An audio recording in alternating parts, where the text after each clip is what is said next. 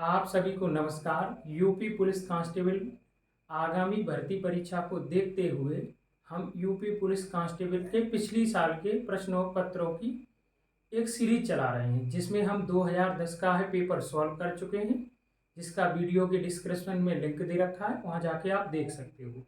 2013 के पेपर में मैथ के 41 प्रश्न आए थे, जिसमें 20 प्रश्न हमने पहली वीडियो में सॉल्व किए और बचे हुए 21 प्रश्न इस वीडियो में सॉल्व करेंगे।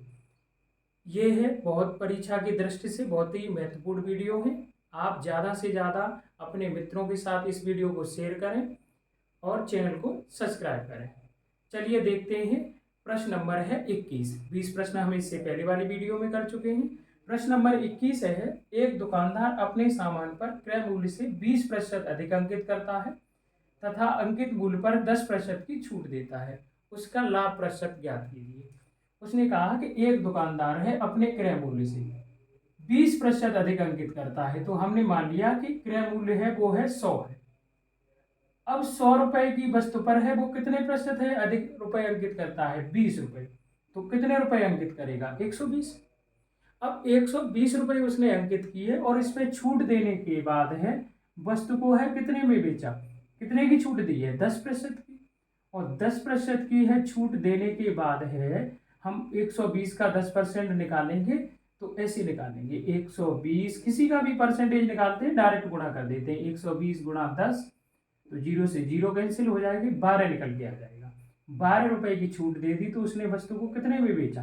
108 रुपए में। 12 रुपए की उसने छूट दे दी तो वस्तु को उसने कितने में बेचा? 108 रुपए में बेचा। 100 रुपए की वस्तु को आप 108 रुपए में बेच रहे हैं, तो कितने का फायदा होगा? जो प्रॉफिट हुआ वो हुआ 8 रुपए का।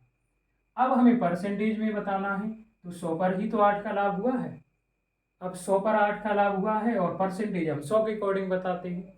तो 100 पर 8 का लाभ हुआ है, तो कितने प्रतिशत का लाभ होगा? 8%। तो प्रश्न नंबर 21 का जो ऑप्शन सही होगा, ऑप्शन नंबर सी, 8% का लाभ होगा। हमने वस्तु का क्रय मूल्य 100 रुपए माना, 100 रुपए पर 20% उसने अधिक अंकित किया, 120 रुपए अंकित किया और इस पर 10% की छूट दे दी। 10% की छूट देने के बाद यानी कि 12% की ये 12 रुपए की छूट आई। 12 रुपए कम किया तो वस्तु को 108 रुपए में उसने बेच दिया। 100 रुपए की वस्तु 108 में बेची जा रही है, तो कितने का लाभ होगा? 8% का लाभ होगा। समझ आया होगा। चलिए देखते हैं। प्रश्न नंबर है 22। प्रश्न नंबर 22 है, एक चुनाव में दो उम्मीदवार थे। एक चुनाव में दो उम्मीदवार थे। हारने वाले उम्मीदवार ने 41% मत प्राप्त किए तथा वह 5580 मतों से पराजित हो गया। कुल मतों की संख्या ज्ञात कीजिए। तो हमने माने कुल मतदाता, कुल मतों की संख्या पूछी है, तो हमने कुल मतदाता जो माने वो कुल मतदाता हो जाएंगे। कुल मतदाता वो हमने 100 मान ली। सिंपल सा प्रश्न है ये चुनाव का। तो एक उम्मीदवार को है कितने परसेंट वोट मिले हैं? 41%। और 100 का आप 41% निकालोगे तो 41 निकल के आएगा।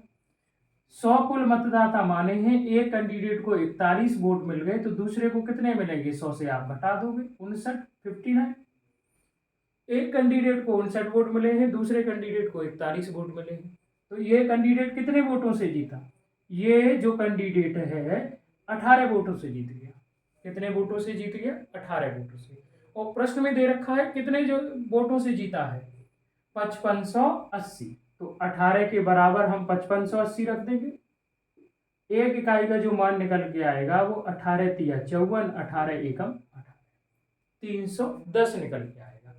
एक इकाई का मान 310 निकल के आएगा। कुल मतदाता हमने 100 माने हैं, तो 310 का 100 में गुणा कर देंगे, तो इसका मतलब ये है कि कुल मतदाता है वो कितने होंगे? 31,000। कुल मतदाता की जो संख्या होगी वो कितनी होगी? 31,000। तो प्रश्न नंबर 22 का जो उत्तर सही होगा वो ऑप्शन नंबर ए सही होगा। चलिए देखते हैं प्रश्न नंबर 23। प्रश्न नंबर 23 है, एक राशि A, B और C में 2:5:9 के अनुपात में बांटी गई। 2:5:9 के अनुपात में बांटी गई। यदि A का भाग 2500 रुपया है तो कुल राशि कितनी है? उसने कहा कि एक धनराशि है वो A, B और C में जो बांटी गई है वो 2:5:9 के अनुपात में बांटी गई है। और जिसमें किसका भाग दे रखा है, ए का भाग दे रखा है, और रेशियो में ए का भाग कितना है, 2 इकाई। तो 2 इकाई का हम मान कह सकते हैं, प्रश्न में 2500 रुपये दे रखे हैं। तो 1 इकाई का मान कितना आ जाएगा, 1 इकाई का मान आ जाएगा 1250 रुपये। 1 इकाई का मान 1250 आ जाएगा। और कुल धनराशि पूछी है, तो कुल धनराशि यानी कितनी होगी, उसने ये कहा है। तो कुल धनराशि कितनी होगी, तीनों का योग। तो 2 और 5 7, 7 और 9 कितना हो जाएगा, 16 इकाई कुल धनराशि हो जाएगी। और 1 इकाई का मान कितना है, 1250। 1250 का है 16 में गुणा कर देंगे तो ये जो निकल के आ जाएगा 0, 16 पंजे 80, हासिल 8, और 16 दूनी 32, और 8 40, हासिल 4, और ये निकल के आ जाएगा 20,000। 16 और 1250 का जो गुणा होगा वो कितना आ जाएगा, 20,000 आ जाएगा। तो जो कुल धनराशि है वो कितनी है, 20,000 रुपये है। समझ आया होगा। तो प्रश्न नंबर 23 का जो उत्तर है वो ऑप्शन नंबर ए सही है।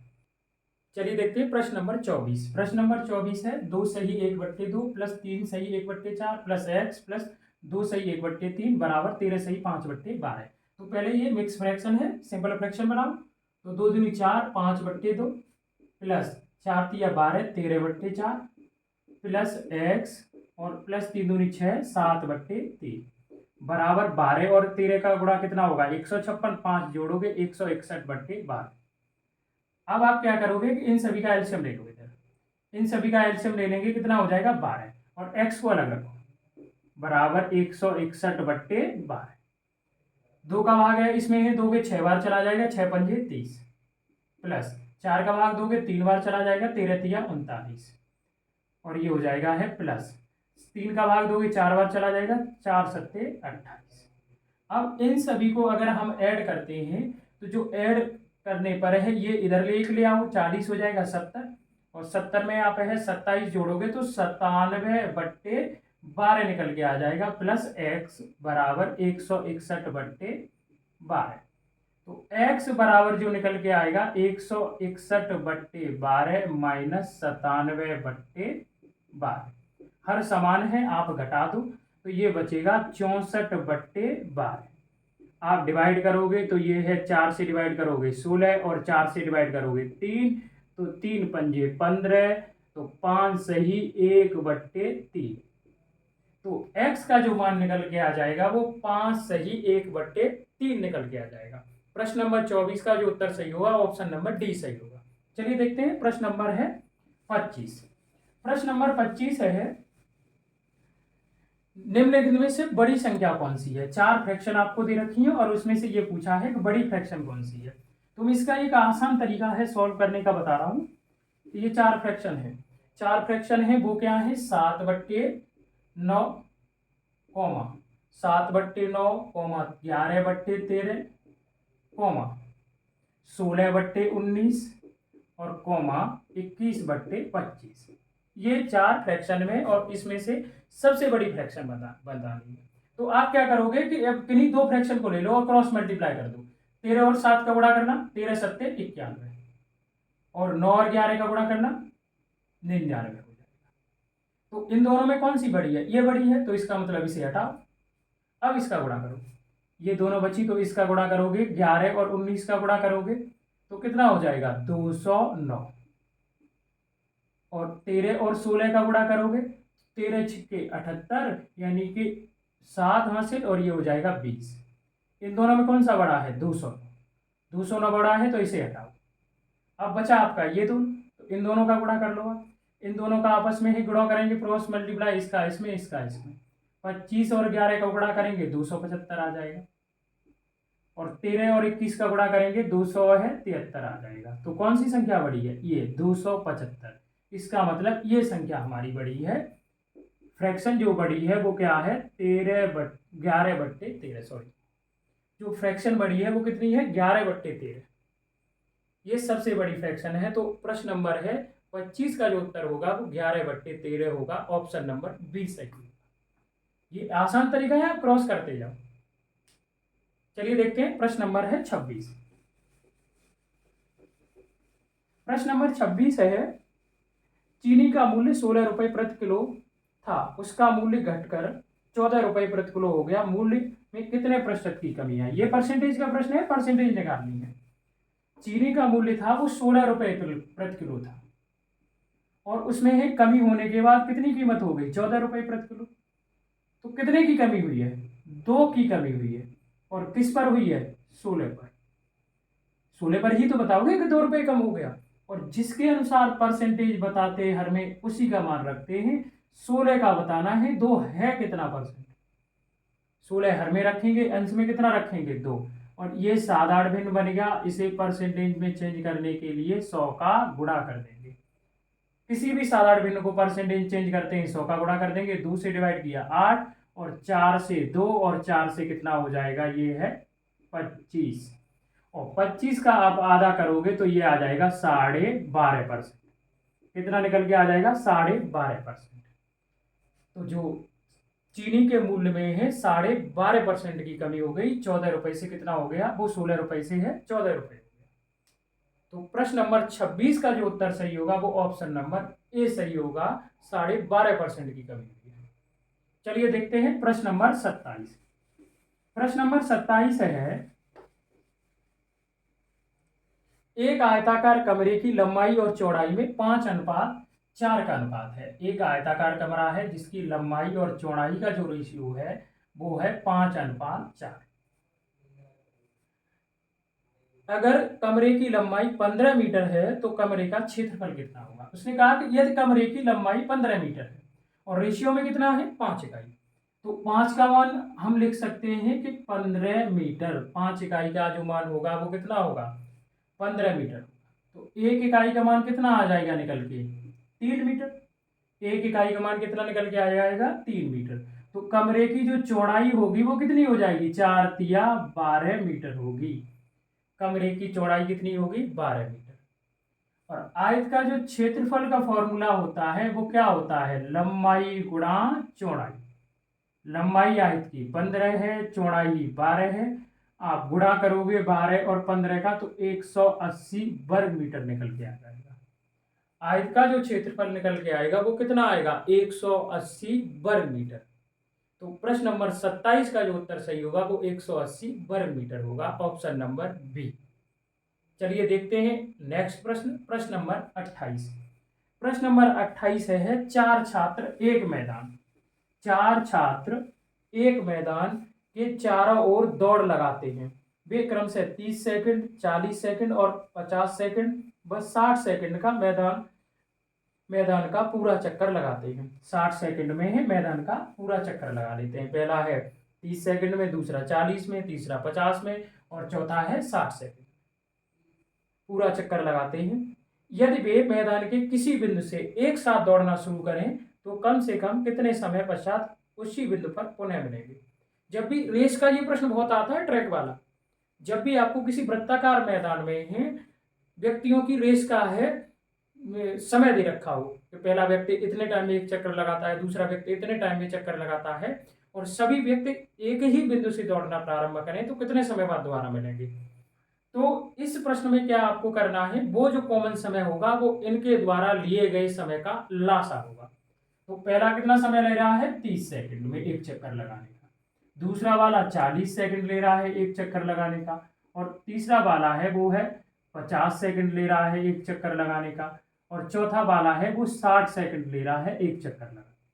ठीक है, अब इनका जो कॉमन समय होगा वो होगा इनका लासा।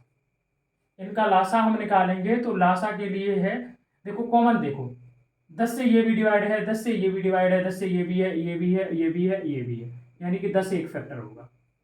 फिर आप देखो कि 3 इसमें भी है, 3 आप देखो ये भी, इससे 3 से ये भी डिवाइड हो रहा है और ये 3 से डिवाइड हो रहा है, 3 एक फैक्टर होगा। और देखो 4, यानी कि 2 तो है ही है और ये 4 भी आ जाएगा, 4 आ गया और 5 आ गया। तो अगर इन सभी का हम गुणा करेंगे, 4 पंजे है 20 और 20 दिया 60, यानी कि 600 सेकंड आ जाएगा। कितना आ जाएगा? 600 सेकंड टाइम निकल के आ जाएगा। आप दूसरे तरीके से भाग विधि से कर सकते हो ना सर। तो इन दिए गए टाइम का जो लासा आएगा वो 600 सेकंड आएगा, और 600 सेकंड का मतलब ये है कि 1 मिनट में 60 सेकंड होती हैं, 10 मिनट हो जाएगा। अगर इसे हम मिनट में चेंज करेंगे तो 60 का भाग दे देंगे, 10 बार चला जाएगा। तो 10 मिनट में बाद है वो दोबारा चारों है उसी बिंदु पर मिलेंगे जिस बिंदु पर इन्होंने से दौड़ना स्टार्ट किया था। तो जब भी इस टाइप का प्रश्न आए तो आपको एलसीएम लेना है, लासा। तो प्रश्न नंबर है 28 का उत्तर सही होगा, वो ऑप्शन नंबर सी सही होगा। चलिए देखते हैं प्रश्न नंबर है 29। प्रश्न नंबर 29 है, प्रश्न नंबर 29 है, दो संख्याओं का मासा 16 तथा उनका गुणनफल 6400 है, लासा है, ज्ञात करना है। दो संख्याओं का महत्तम समापवर्तक 16 तथा उनका गुणनफल 6400 है, उनका लघुत्तम समापवर्तक होगा। तो आपने लासा और मासा का एक फॉर्मूला पढ़ा होगा दो संख्याओं वाला कि पहली संख्या गुणा दूसरी संख्या बराबर होता है एलसीएम, मैं इंग्लिश में लिख दे रहा हूं, एलसीएम गुणा एससीएम, लासा गुणा मासा। तो हमें दोनों संख्याओं का ये गुणनफल ही तो है, और ये हमें दे रखा है, कितना दे रखा है 6400, और हमसे पूछा क्या गया है लासा, और लासा आपको बताना है, और मासा कितना दे रखा है 16, और 16 का भाग इसमें दोगे, 16 चौके 64, 400 बार चला जाएगा। तो उन दोनों संख्याओं का जो लासा होगा वो कितना निकल के आ जाएगा, 400 निकल के आ जाएगा। दोनों संख्याओं का लासा कितना निकल के आएगा, 400। तो प्रश्न नंबर है 29 का जो ऑप्शन सही होगा वो होगा ऑप्शन नंबर बी, 400। समझ आया होगा। चलिए देखते हैं नेक्स्ट प्रश्न, प्रश्न नंबर 30। प्रश्न नंबर 30 है, वह छोटी से छोटी, ये भी लासा का प्रश्न है, संख्या बताइए जिसमें, वह छोटी से छोटी संख्या बताइए जिसमें 75, 80 और 135, जिसमें 75, 80 और 135 से भाग देने पर प्रत्येक दशा में 3 शेष बचे। तो पहले तो वह छोटी से छोटी संख्या निकालनी है, पहले मतलब इनका लासा, और इनका लासा क्या होगा, वही देखो देखा जाए तो अगर मैं 80 के फैक्टर करूं तो क्या होगा 5 गुणा 16, तो मैं 16 ले लेगा, 16 ले लिया, दो के हैं सभी अभाज्य गुणनखंड इसमें आ गए। इसके करूं तो 25 गुणा 3 होगा, तो यहां 25 ले लेगा। अब यहां जो 16 गुणा आपका है कितना हुआ था, 16 गुणा 5, यही तो हुआ था फैक्टर, तो 16 तो आ गया और 5 इसमें आ गया। अब यहां देखो 3, इसके फैक्टर कर लो, 15 निम्मा या 27 आपका है, पंजे कितना होगा 135, 27 पंजे कितना हो जाएगा 135 हो जाएगा। तो आप 5 तो इसमें आ गया, 27 बचा, ये ले लो। अब इन सभी का गुणा करोगे, 25 और 16 का जो गुणा होगा वो 400 होगा, और 400 आप है और 27 का है, गुणा करोगे तो 2 जीरो तो आएंगे, और 4 का और आप गुणा कर दोगे तो 108 होता है। तो इन सभी संख्याओं का, तीनों संख्याओं का जो लासा आ जाएगा वो 10,800 हो जाएगा। और प्रश्न में उसने बोला क्या है कि हमेशा 3 शेष बचे, तो 3 इसमें जोड़ देंगे तो 3 एक्स्ट्रा हो जाएगा, तो 10,803 कितना आ जाएगा 10,803। 10,803 में अगर इन तीनों संख्याओं का भाग दोगे तो हमेशा हमेशा 3 शेष बचेगा, क्योंकि 10,800 इन तीनों संख्याओं से डिवाइड है। तो लासा में जब भी इस टाइप का प्रश्न पूछा जाए आप लासा निकालो, और उसमें है जितना भी समान शेष बोला है उसे आप जोड़ दो। समझ आया होगा। तो प्रश्न नंबर 30 का जो ऑप्शन सही होगा वो ऑप्शन नंबर सी सही होगा, 10,803। चलिए देखते हैं प्रश्न नंबर है 31। प्रश्न नंबर 31 है, 80 और 90 के बीच अभाज्य संख्याएं ज्ञात कीजिए। 80 और 90 के बीच में अभाज्य संख्याएं बतानी है, तो ये बताना 81 क्या है, 80 के और 90 के बीच में बताना 81 भाज्य है, 9 से डिवाइड है, 82 भी भाज्य है, 83 नहीं है। 83 क्या है, एक अभाज्य संख्या है जो किसी से नहीं डिवाइड है। उसके बाद है 84 भी विभाज्य है, 85 भी विभाज्य है, 86 भी विभाज्य है, 87 भी विभाज्य है 29 से, 88 भी विभाज्य है, फिर कौन सी है 89, फिर कौन सी है 89। 89 जो संख्या है वो क्या है, अभाज्य संख्या है जो किसी से नहीं विभाज्य है। और क्या है 83, 83 भी किसी से नहीं विभाज्य है।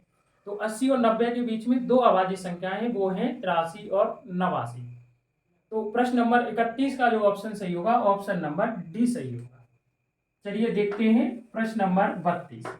प्रश्न नंबर 32 है, राम और श्याम की उम्र का सापेक्ष अनुपात। राम और श्याम दो व्यक्ति हैं, राम है और श्याम है, दोनों की उम्र का जो अनुपात है राम और श्याम की सापेक्ष उम्र का अनुपात है वो है 4:5। अब उन्होंने ये कहा कि ये वर्तमान उम्र का अनुपात है, दोनों की वर्तमान उम्र का अनुपात है वो है 4:5। 6 वर्ष बाद उनकी उम्र का जो अनुपात हो जाएगा वो 6 अनुपात कितना हो जाएगा, 7। 6 वर्ष बाद जो उम्र का अनुपात होगा वो कितना होगा, 6:7 होगा। तो उसने ये पूछा है उनकी उम्रों के बीच अंतर कितना है। तो ये बताना, वर्तमान उम्र ये दे रखी है, ये 6 वर्ष बाद की उम्र दे रखी है। तो अगर रियल में देखा जाए तो दोनों की उम्र में 6 वर्ष की वृद्धि हुई है, तो अनुपात में भी समान वृद्धि होना चाहिए। तो यहाँ देखना 4 से 6 यानी 2 बढ़ा है, यहाँ 5 से 7 यानी कितने इकाई की वृद्धि हुई है, 2 की। तो अनुपात में 2 इकाई की वृद्धि हुई है और रियल में कितने की हुई है, 6 वर्ष की। तो हम 2 इकाई के बराबर कितना लिख देंगे, 6 वर्ष। रेशियो के 2 इकाई का मान बराबर कितना होगा, 6। तो 1 इकाई का मान कितना आ जाएगा, 3 वर्ष निकल के आ जाएगा। 1 इकाई का मान कितना आएगा, 3 वर्ष। और उनकी वर्तमान उम्र का डिफरेंस अंतर पूछा है, तो ये बताना वर्तमान उम्र में है कितने इकाई का अंतर है, 1 का। और 1 इकाई का मान 3 है, 3 का गुणा करेंगे तो वर्तमान उम्र में दोनों की में जो डिफरेंस होगा वो 3 वर्ष होगा। क्योंकि हमें रिलेशन बनाना नहीं पड़ा, दोनों अनुपात का रिलेशन उसने पहले से दे दिया। जब भी किसी दो व्यक्तियों की उम्रों में समान वृद्धि होती है तो उनके रेशियो में भी समान वृद्धि होगी। तो रेशियो में 2-2 की वृद्धि हुई है, रियल में 6 वर्ष की। तो 2 इकाई का मान 6 होगा, 1 इकाई का मान 3 वर्ष होगा।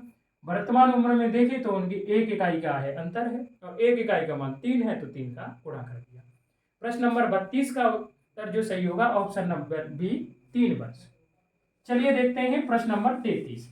प्रश्न नंबर 33 है, प्रश्न नंबर 33 है, 2 संख्याओं का योग 28 और उनका अंतर 12 है, संख्याओं का गुणनफल ज्ञात कीजिए। मैंने मान लिया कि एक संख्या a है, दूसरी संख्या b है, दोनों का योग 28 दे रखा है, ठीक है। और दोनों का अंतर कितना है, मैंने बड़ी संख्या a मानी है, तो a से b घटाएंगे तो अंतर मुझे कितना दे रखा है, 12।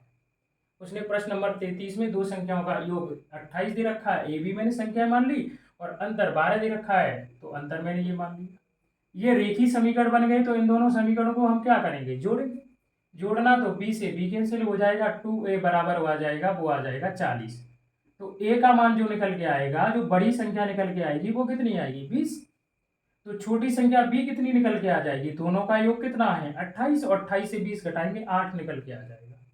और आपसे पूछा है इन दोनों का गुणनफल, तो गुणा करना 20 और 8 का, 20 अट्ठे 160।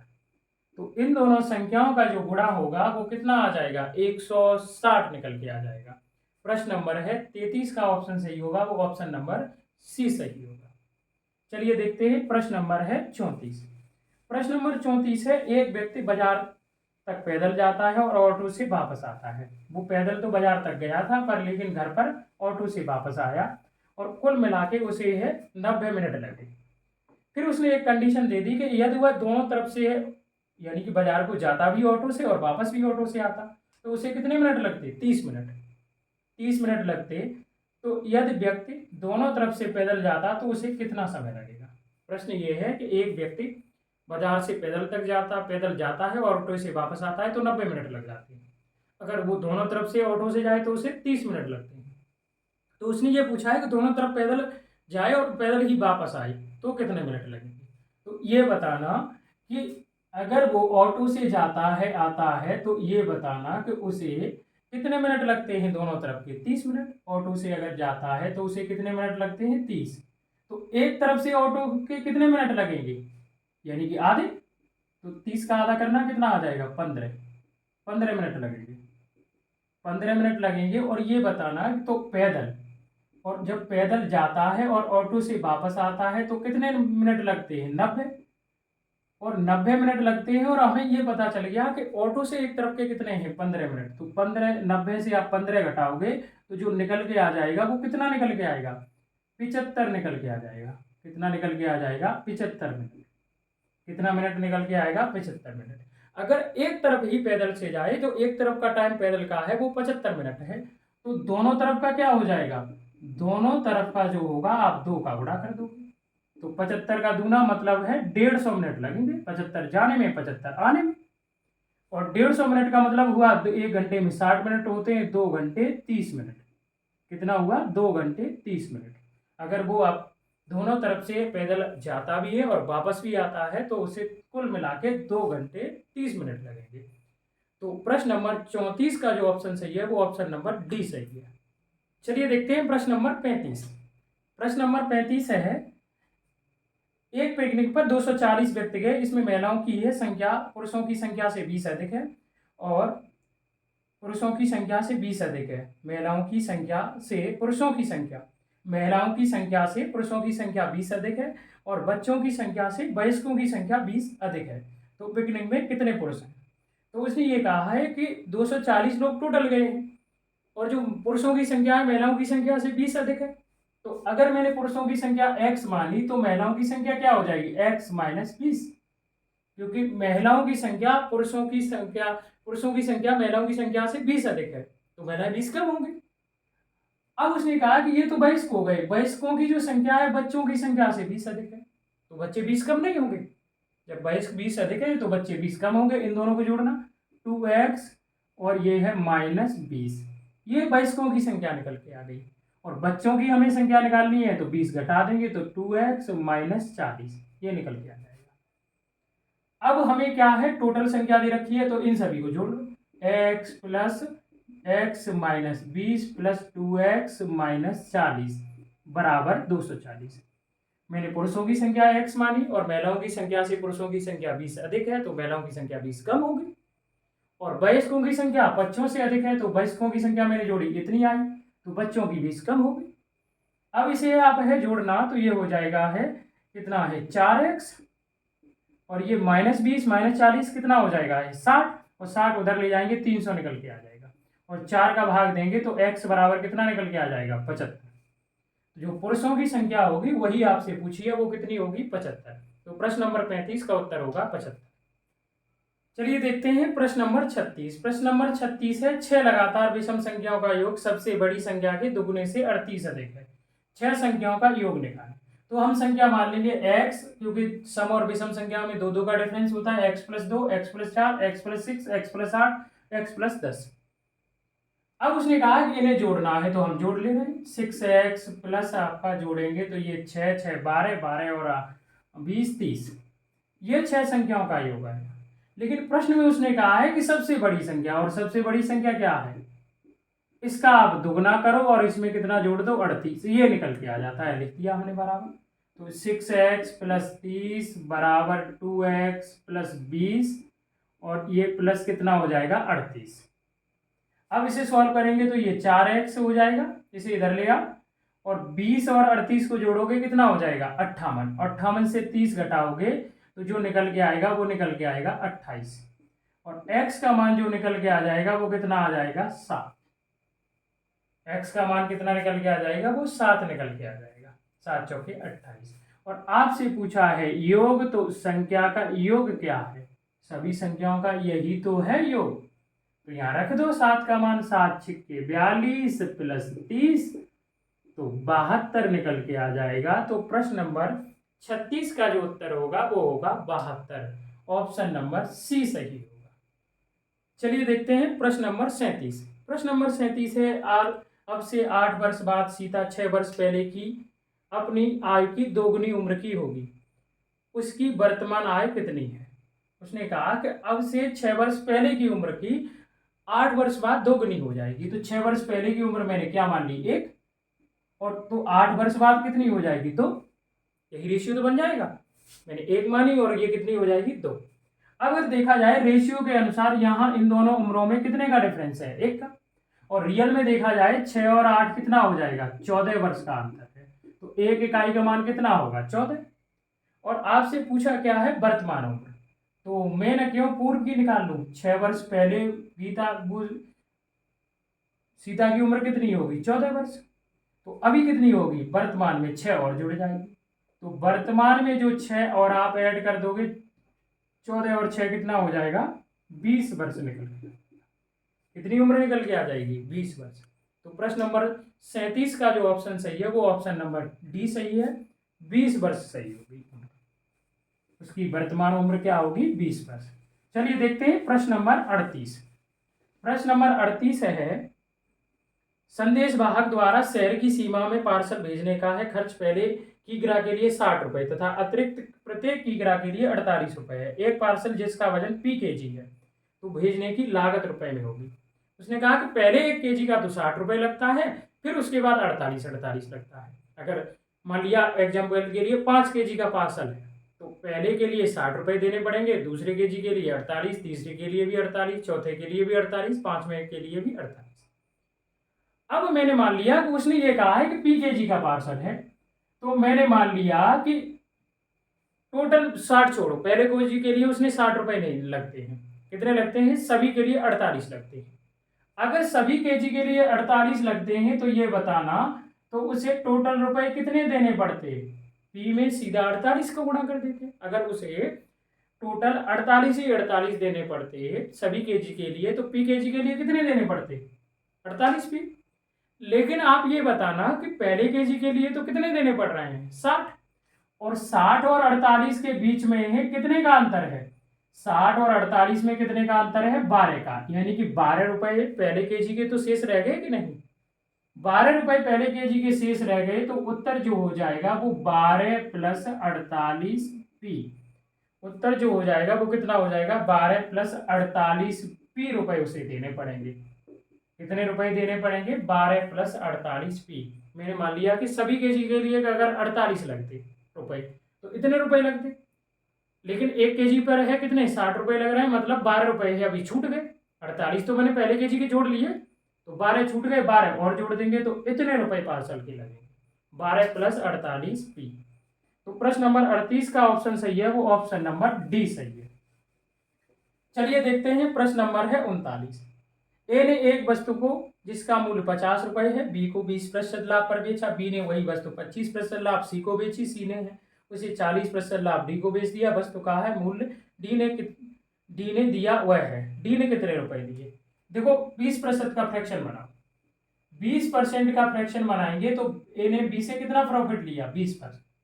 और जब भी लाभ या हार परसेंट का फ्रैक्शन बना रहे होगे हर में सीपी होगा। मतलब ए के पास वस्तु 5 रुपए की थी और उसने 1 रुपए का लाभ लिया, बी को 6 में बेच दी। और बी ने सी को बेची। बी ने सी को 25% लाभ पर बेची। बी ने सी को कितने में बेची? 25% लाभ। और 25% का फ्रैक्शन बनाएंगे 1/4। और जब भी लाभ और हानि परसेंट का फ्रैक्शन बनाते हैं हर में है क्रय मूल्य होता है। उसके पास 4 रुपए की थी वस्तु जब थी और 1 रुपए का उसने भी लाभ लिया, तो कितने में बेची? 5 में बी। और सी ने डी को कितने प्रतिशत लाभ पे बेची? 40 पर। तो 40% का फ्रैक्शन बनाना 2/5।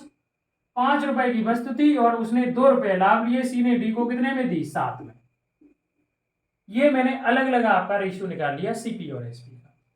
और जब ए तो एक ही वस्तु को लगातार बेचा जा रहा है और जब एक ही वैल्यू पर कई परसेंटेज वृद्धि और कमी बताई जाए तो हम गुणा करते हैं फाइनल वैल्यू निकालने के लिए। गुणा करने से पहले 5 से 5 कैंसिल हो जाएगा, 4 2 से ये 2 और 2 से ये 3, तो 5 दूनी 10 और 7 तिया 21। रिजल्ट ये मिला कि 10 रुपए की वस्तु थी जब ए के पास थी तब, और डी को कितने में मिली? 21 में। और ए के पास थी तब रुपए, रियल वैल्यू कितनी थी उसकी? 50 रुपए की वस्तु थी, तो एक इकाई की वैल्यू कितनी आ जाएगी? 5। और डी के पास पहुंची तो 21 की हो गई, तो इसमें गुणा कर देंगे तो कितना आ जाएगा? 105। 21 पंजे 105 निकल के आ जाएगा। तो जब डी के पास वस्तु पहुंची तो उसकी कीमत 105 रुपए हो चुकी थी। ऑप्शन प्रश्न नंबर 39 का जो ऑप्शन सही है वो ऑप्शन नंबर बी सही है। चलिए देखते हैं प्रश्न नंबर 40। प्रश्न नंबर 40 है, राजेश ने अपना वेतन का 5% मकान किराया। राजेश ने अपना टोटल वेतन का है 5% मकान किराया, 35% है भोजन व 20% बच्चों की शिक्षा पर व्यय करता है। ये 3 अलग अलग खर्चे हैं और तीनों खर्चे उसके वेतन के ही बताए गए हैं, यानी कि तीनों परसेंट एक ही वैल्यू की बताई गई है। तथा शेष बचत करता है। यदि उसकी बचत 2250 रुपए है तो प्रतिमाह है, तो राजेश की आय क्या है ये बताना है। तो ये बताना जो उसके 3 खर्चे दिए गए हैं, 3 खर्चे दिए गए हैं वो एक ही वैल्यू के तो दिए गए हैं या टोटल आय के ही तो दिए गए हैं। इसका मतलब ये है कि 15% प्लस 35% और प्लस है 20%। इन सभी को अगर हम जोड़ लेते हैं तो कुल मिला के उसने अपनी इनकम का 70% खर्च कर दिया। और प्रतिशत का मतलब होता है किसी वस्तु का 100 परिमाण, तो 100 टोटल उसकी अगर इनकम है तो 70% खर्च कर दिया तो बचत उसकी कितनी होगी? 30%। और 30% का मान दे रखा है 2250, तो 1% की जो वैल्यू निकल के आएगी वो कितनी आ जाएगी? 75 रुपए। 3 का भाग देंगे, 3 सत्ते 21 और 3 पंजे 15, तो 1% की वैल्यू 75 रुपए निकल के आ जाएगी। और उसकी कुल आय पूछी है तो वो कितनी होगी? 100%।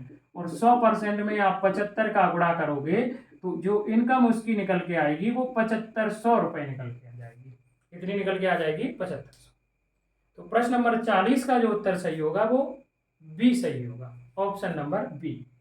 चलिए देखते हैं इस प्रश्न वीडियो का अंतिम प्रश्न, और इसी के साथ यूपी कांस्टेबल 2013 के 41 प्रश्न जो मैथ के आए थे वो भी सभी सॉल्व हो गए।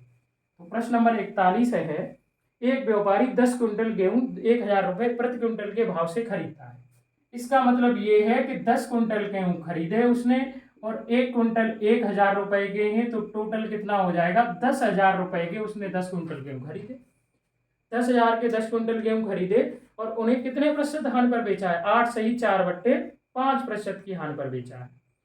तो गेहूं का विक्रय मूल्य बताना है, तो लाभ हानि हम किस पे बताते हैं? सीपी। तो 8 सही 4/5 का है, फ्रैक्शन कितना हो जाएगा? 8 पंजे 40 और 4 जोड़ देंगे 44/5%। इतने परसेंट का हानि हुआ, और ये जो हानि होगा इन्हीं 10,000 पर तो होगा कि नहीं? लाभ और हानि हमेशा सीपी पे हम बताते हैं, तो क्यों ना हम 10,000 का है 44 सही 44/5% निकाल लें। और किसी भी संख्या का जब परसेंटेज निकालते हैं डायरेक्ट आप गुणा कर दो, तो इसमें गुणा कर देंगे और 100 का भाग दे देंगे, तो 2 जीरो से 2 जीरो कैंसिल और 5 से डिवाइड करेंगे तो ये कितना? 20 हो जाएगा। तो कुल मिला के है जो हानि हुई है वो कितने रुपए की हानि हो गई? 20 का आप गुणा कर दोगे, 0 4 दूनी 8 4 दूनी 8, 880 रुपए की हानि हो गई। तो 880 रुपए की हानि हुई है, 10,000 रुपए कीमत के गेहूं है, तो 880 आप है घटा दोगे तो कितना आ जाएगा? 9,900 है 20 रुपए। कितना आ जाएगा? 9,920 रुपए, सॉरी 120 रुपए। 800 घटाओगे ना, सॉरी 120, इससे आप घटाओगे तो ये 9,120 रुपए आ जाएंगे। 10,000 से आप 800 है 80 घटाओगे तो कितने रुपए बचेंगे? 9,120। इसका मतलब उसने है गेहूं 9,120 रुपए में बेचे हैं। तो प्रश्न नंबर 41 का जो ऑप्शन सही है वो ऑप्शन नंबर बी सही है। आपको समझ आए होंगे। चलिए मिलते हैं अगले पेपर के साथ अगली वीडियो में, तब तक के लिए धन्यवाद।